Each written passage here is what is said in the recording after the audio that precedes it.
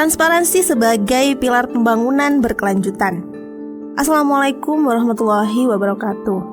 Hadirin yang dirahmati Allah, Ramadan adalah bulan berbagi. Kita diajarkan untuk peduli kepada mereka yang kurang mampu dan memastikan kesejahteraan seluruh lapisan masyarakat.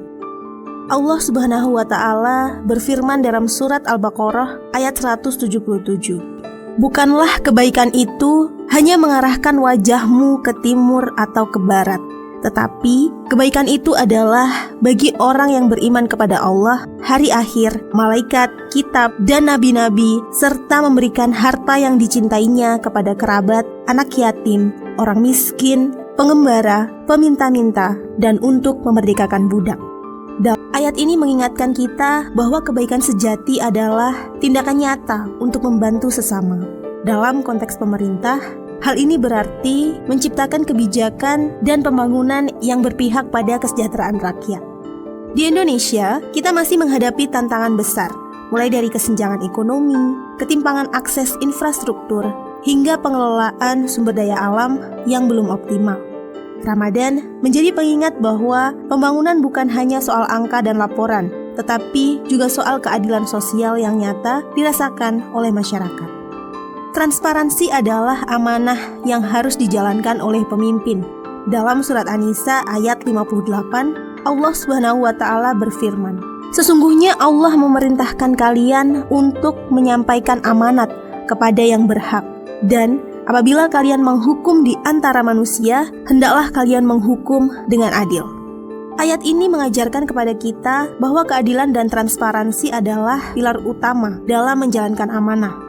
Pemerintah, sebagai pengelola anggaran dan pelaksana pembangunan, harus terbuka kepada rakyat.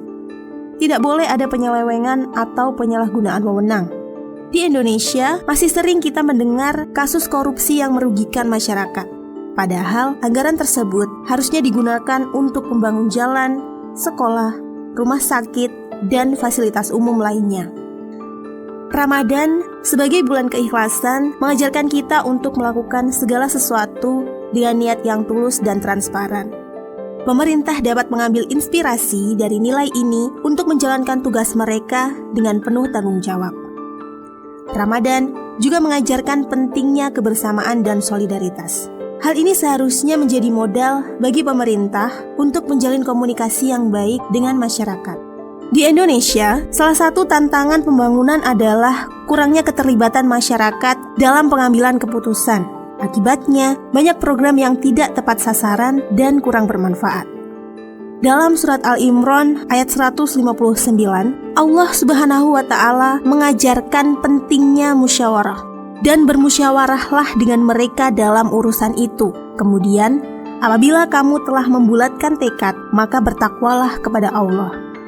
Ayat ini mengingatkan bahwa dialog yang terbuka antara pemerintah dan rakyat adalah langkah penting dalam menciptakan pembangunan yang berkelanjutan.